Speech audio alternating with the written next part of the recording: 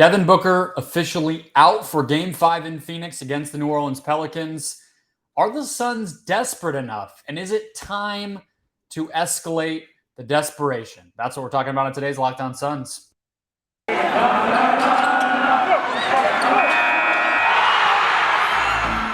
are Locked On Suns, your daily Phoenix Suns podcast. Part of the Locked On Podcast Network, your team every day.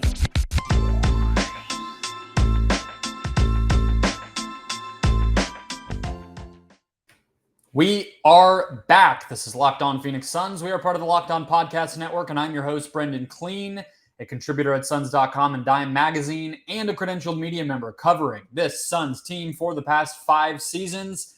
Thank you for making Locked On Suns your first listen today and every day. It is hard, I understand, to hit that button sometimes. Hit that play button and just buckle down and say, I'm a Suns fan, and I'm going to listen. I'm going to figure out what's going on, and I'm going to do it win or loss. And that's been awesome to see.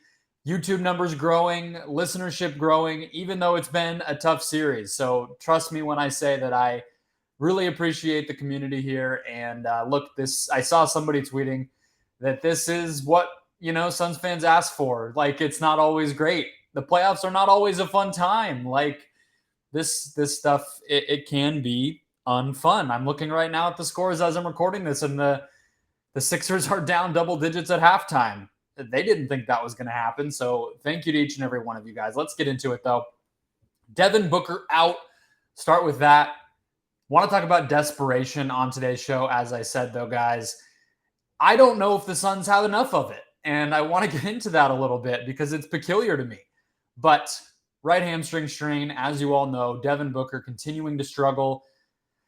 Physically doesn't obviously appear ready. Thought maybe, though, so this is 1 week post-injury. I thought maybe we would see a doubtful or a questionable pop up on the injury report.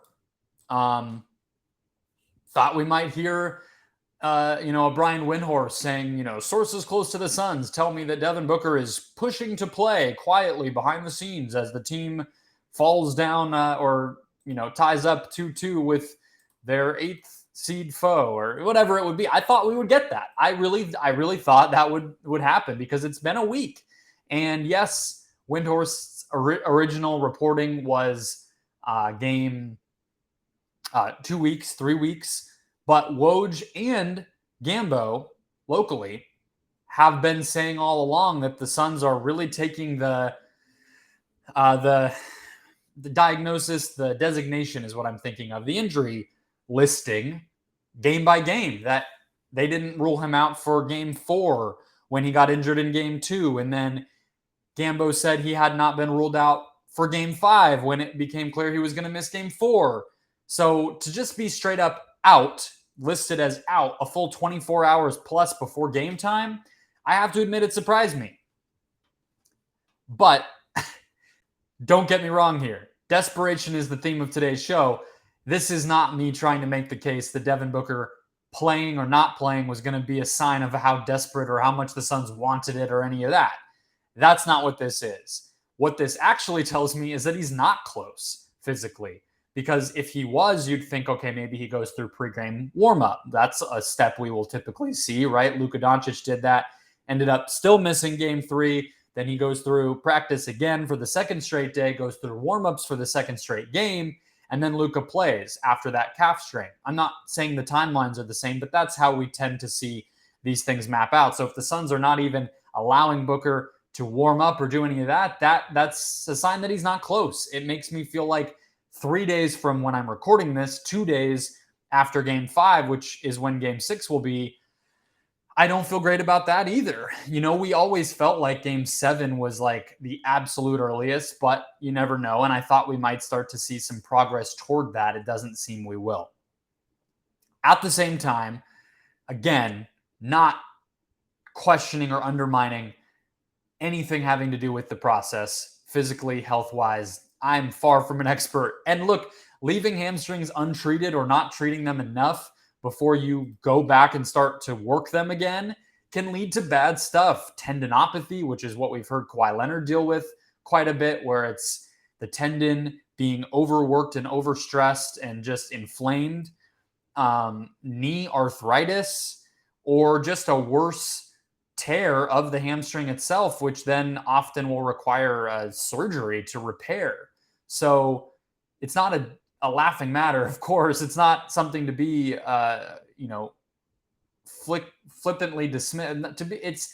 It's serious. Booker has dealt with this type of stuff for years now, and he's too important. He's just too important.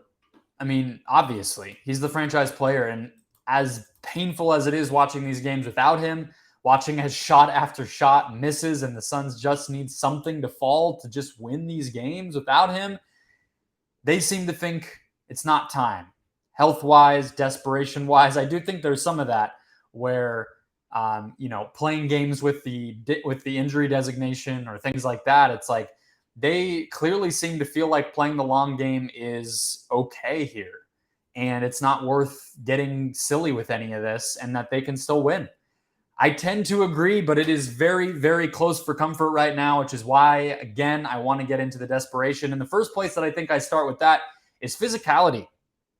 The Suns are allowing the Pelicans to dictate the terms of this series, and that just can't continue. So we'll talk about the physicality here in a second. First, so guys, today's show brought to you by PrizePicks, my favorite daily fantasy game, but the favorite of listeners across the Locked On Podcast Network. I know many of you are falling in love with it. NBA fans everywhere are falling in love with it because it's daily fantasy made easy. It's easy to use, meaning you can make your entries in 60 seconds or less. They offer safe and fast withdrawals, and here's how it works. You pick 2 to 5 players and an over or an under on their projections. It's just you versus those projections. Once again, no pool, no head-to-head opponent, no roto league. It is you versus that over or under. PrizePicks offers any prop you can think of, from points scored to rebounds, even steals. And PrizePicks allows mixed sport entries. So here's what I mean. NBA, let's say that you are going to go, Chris Paul can't possibly play that badly again. He's going to rebound. He is going to pick it up, over on points. And then let's say you feel like this is the game where the Diamondbacks offense goes off. So you're saying Seth Beer over on hits because he's the only guy who can get a hit.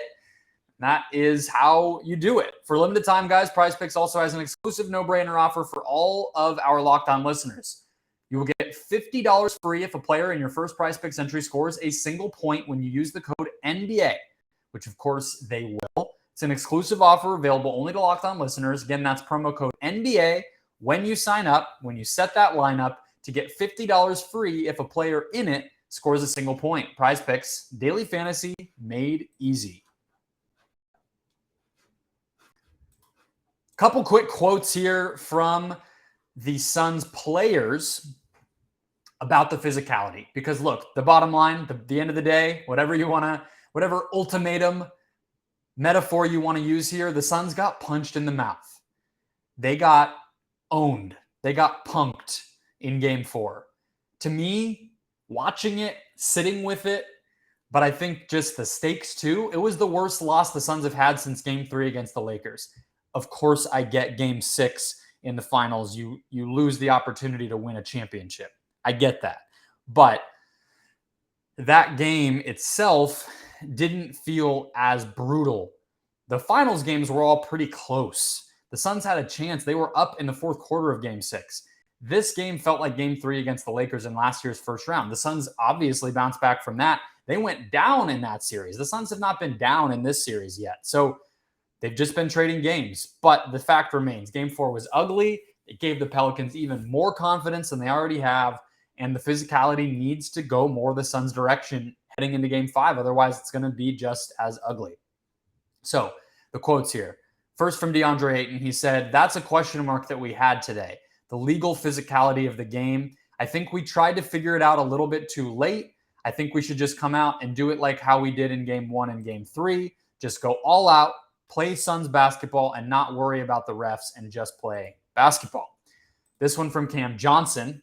Actually, let me talk about that Ayton quote first, because I think that has been the thing I've been yelling all series long. If the Suns can just play the way that we are used to them playing, they can win. But the problem is right now, it's two things.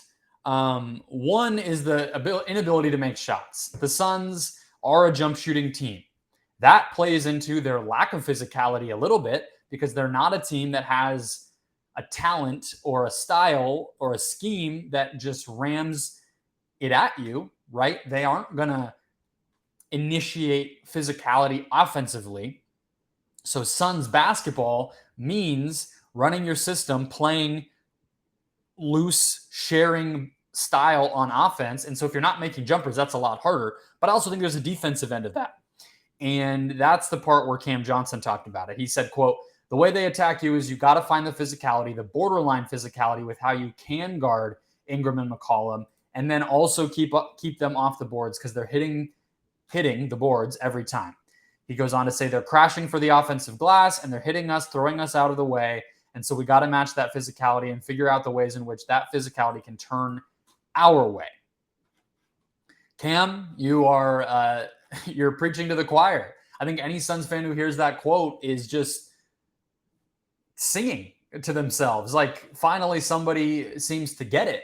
But getting it and doing it are different things. And that's the defensive side of the Suns basketball thing that DeAndre was getting at. That's the tough part to me right now. The offense, if and I'll say when, because like, we all can laugh about Game 7 for the Rockets against the Warriors in 2018 and like, oh, wow, that's what happens when you take so many jump shots, blah, blah, blah.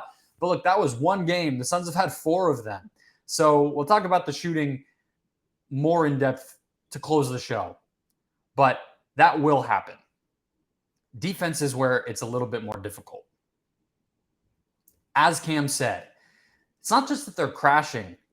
Gerald Bourguet over at PHNX had a good montage, a kind of video clip, a bunch of them in a row, showing how the Suns are getting manhandled. They're getting manhandled. You are seeing not just boxing out. And it's also not just the viral clips that keep going around where, Herb Jones is throwing Chris Paul to the ground or the ejection for Jackson Hayes. That's happening on almost every play. You have Valanciunas. The fact that he is not getting called for as many loose ball fouls as he could be is one of the things I think the Suns have every reason to be frustrated by. But that's what Cam's talking about when he says hitting us. On top of that, though, the Pelicans are getting a hand on every freaking loose ball. It felt especially bad, even though the rebounding totals in general were fairly close in Game 4. That felt like the worst that it's been. There was the big play. I think it was an Ingram 3 at the top of the key late in the game where Kevin Harlan gave the compliment to Nance. It looked like a volleyball player where he jumped and pirouetted in the air and smacked the ball back toward the top of the key. Actually, I think it was CJ McCollum who hit the 3 at the top of the key. And that's the type of moment that epitomizes what's going on here with all of these, just they're not even 50-50. The Pelicans are making them, they're 75-25 balls is what it feels like. And that's the Suns basketball part that's missing right now.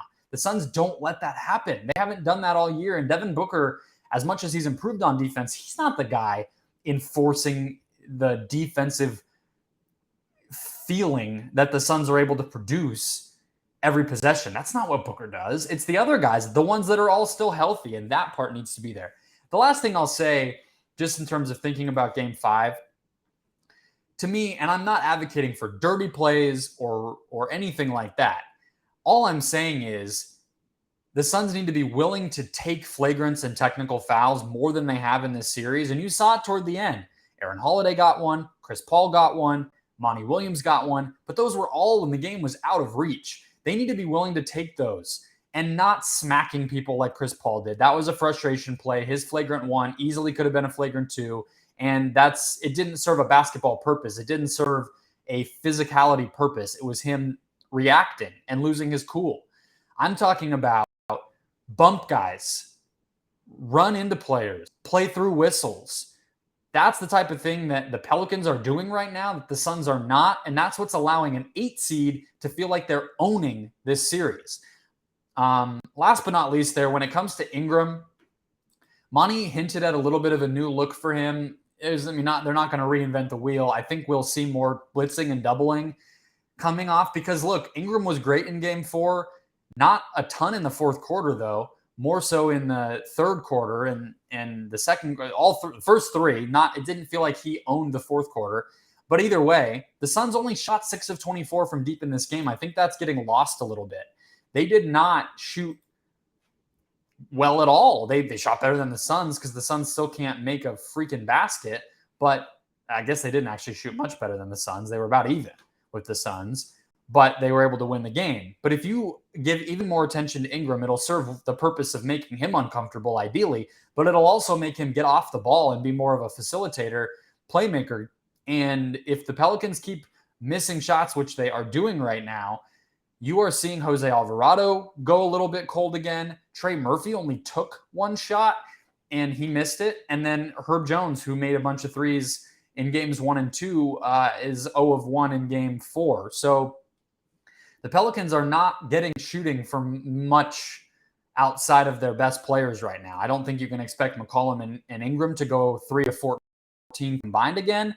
If they get a little bit better, would expect this still leaves the role players to be missing shots. And if you make Ingram give the ball up to those guys, you're making the right players beat you. We just haven't seen the Suns make him a passer yet, and I think they can.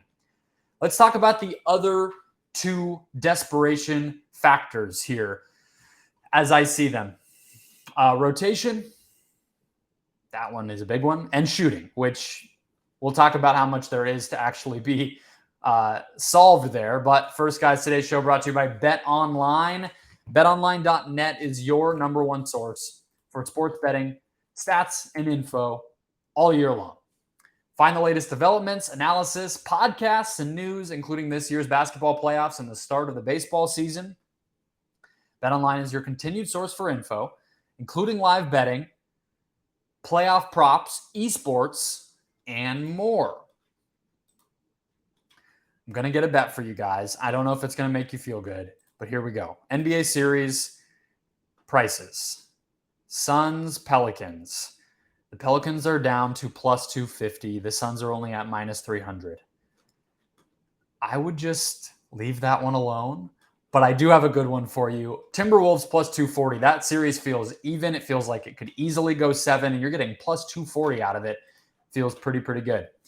Head to the website today, guys. That's betonline.net, or use their mobile app to learn more about the latest trends and action. BetOnline, where the game starts. Closing out here with some thoughts on the shooting and on the rotation. Let's start with the shooting because I think that's what's on everybody's mind. I have a quote from Cam Johnson, and then I want to dig into the numbers a little bit and talk about whose problem this actually is and how the Suns can adjust. So the quote from Cam Johnson, which I think was just sort of a good, it just sort of encapsulated, I think, what Suns fans are feeling right now and the team is going through, and he just put it well. It's not even directly about shooting, but it's about confidence. He said, quote, "You got to stay in the middle, can't get too high with your highs, too low with your lows, and keep fighting. Everybody who's gotten to this point has been through adversity in their career. Nobody has just been winning with nothing stopping them. It's part of sports. It's part of life. The fact is you've got to fight through things like this. And for us, I have the utmost confidence in our group. So in terms of there being a momentum shift or things feeling shaky, now they got to come back to Phoenix." Well put. I mean, as I said, the Suns have not gone down in this series. It's been one win, one win, one win, one win. It's gone back and forth. So if we trust that Cam has the vibe of the team right, and I don't think the Suns should be panicking. I think they should be desperate. They should be playing with desperation, but I don't think that they should be scared or panicked. There's a difference. Desperation is a mindset that I think can help you succeed. Panic is something that I think creates mistakes and hurts your confidence. Speaking of confidence, Cam Johnson has actually been shooting well. You would think he's been shooting fine two playing okay, except besides Devin Booker. Cam Johnson is one of them. 7 of 20 from the field, or from deep, 35%. Fine. Not 43, which is what he was in the regular season, but fine. Enough where you don't feel like his confidence is shot, although the first half of Game 4 I was nervous, but that's fine. And he finished 3 of 7 in Game 4, if I'm remembering right. Yeah, so nothing to be worried about, personally to me. Chris Paul is the other guy who's shooting totally respectably from deep, 33% in a small sample in the course of a playoff series. 33% is totally within the realm of possibility. Yeah, he's a better shooter than that, but sometimes you're going to have a 7 of 21 stretch over 4 games, and I don't feel worried about Chris Paul at all.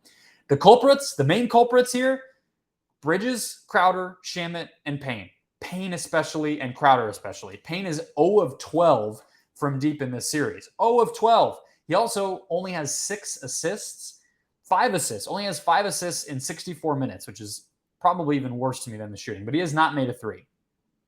Jay Crowder had not made a 3 until the second half of Game 4, and then he's now 1 of 17. So it's primarily those two. Bridges has been a little bit cold. Shamet has been a little bit cold. Those are the guys who are a concern right now. However, adjustment-wise, it might sound like, okay, everybody just has to keep shooting and they're going to go in. I agree, but here's 3 things that I think can work. 1, early in the game, you need to run sets specifically for Johnson and Bridges to get open for 3. They've been doing it a little bit with Johnson, less so with Bridges, but both of those guys have been consistent scorers in this series. Even though Bridges is a little cold from deep, he's been good from mid-range and at the basket, and he's been aggressive. It looks like his confidence is fine. Run plays for those guys to get open threes right away. Like we usually see that with Crowder, nix it, forget it. Bridges and Johnson to start the game.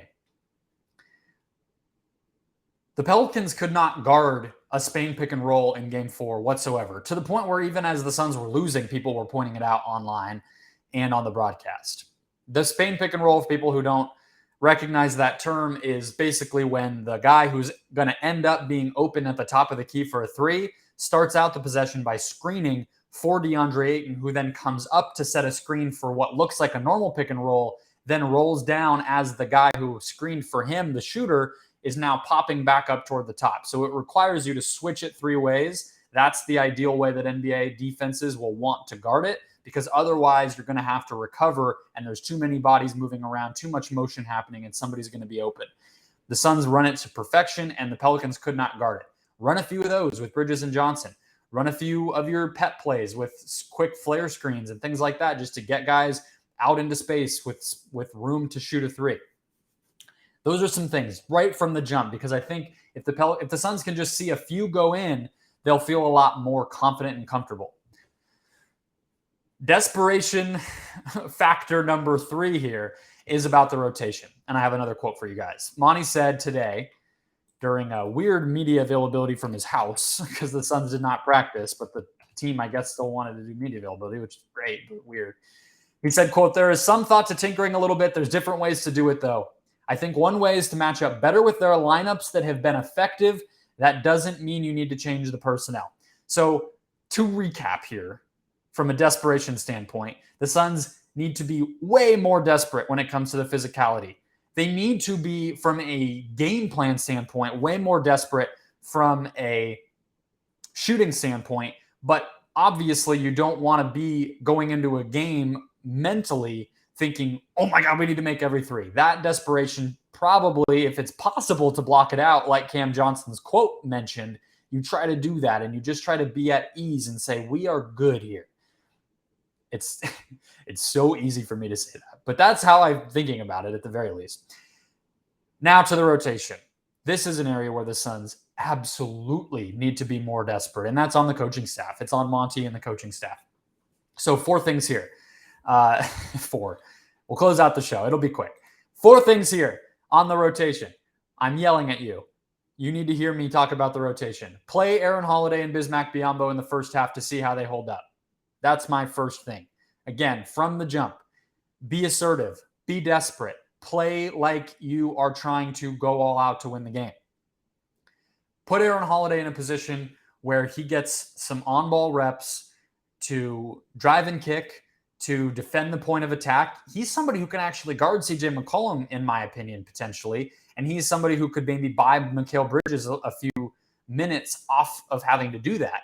Bismack Biyombo, from a rebounding standpoint, I've seen a lot of people say, match Biz up with the Valanciunas minutes. We also saw the Pelicans post up Valanciunas in a lot of moments in Game 4 to get him going. So I don't know if that's always great. I think it can be small minutes just to see if he can affect the rebounding, if he can maybe hold up defensively here and there, just muck things up a little bit. I actually think he's fine against Nance. I don't think there's a reason to marry him to Valanciunas specifically.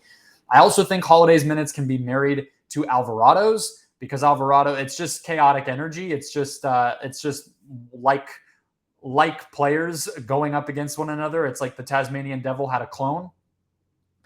Number 2 thing on the rotation desperation. Play Torrey Craig. I think you should still play him to open. But if he keeps getting torched and he's doing nothing for you on the glass or from deep or any of that cutting, pivot to Ish Wainwright. At least until the next half. And then maybe you try Craig again. But you can't just keep Craig out there for multiple minutes while Brandon Ingram is doing shooting practice out there over the top of Torrey Craig's head. That can't happen. Rotation desperation number 3. Play Chris Paul at the start of the fourth quarter so you can win the non-Brandon Ingram minutes. This seems so simple to me. I do not understand why the Suns are not trying to win those minutes, especially in a situation like Game 4 where they're down going into the fourth quarter. You are down 10 points in a game that is getting out of hand, and your opponent willingly takes its best player off of the floor, and you do not go into attack mode. Put Chris Paul out there. Do your best stuff. Run your best offense. Play to win those minutes, because that is an opportunity that Willie Green is serving up on a platter and the Suns are not taking advantage of. 4th, attack Devontae Graham's pick and roll defense so that I don't explode. Devontae Graham has been allowed to play in this series, and as you've seen in games 3 and 4, Graham has started to get comfortable and actually knock down some shots. In a game that we know neither team is jump shooting well and is being decided within, 5 to 10 points in most of these games, 6 points from Devontae Graham actually became 8 points, makes an actual difference. It really does. If you allow him to be comfortable, allow him to stay on the floor, he can make a difference in a game. Imagine if his 8 points go away and Garrett Temple gets those minutes, or, somebody in the regular rotation, Jose Alvarado or Trey Murphy, players who are not as solid shooters. Makes a difference. Think of it like the finals last year. The Suns, the minute they saw Bryn Forbes out there, it was go time. And they systematically made sure he was not going to have a role in the series going forward, right? I mean, it was done. Mike Budenholzer said, okay, never mind. And that was that. It was over. Why is Devontae Graham being allowed to survive? It's not smart. And I'm not saying post him up, because we've seen the Suns try to post CJ McCollum up, and that has been silly. So don't do that, but just run pick and roll at him. Make him rotate. Force him into a switch and have DeAndre Ayton dunk over the top of him. I mean, this stuff is not hard, and that's why I feel comfortable saying it. Far be it from me to try to concoct some sort of game plan and try to tell you guys how Brandon Ingram's going to go from scoring 30 to scoring 10. I'm not doing that. I'm not saying there's an answer for the offensive rebounding.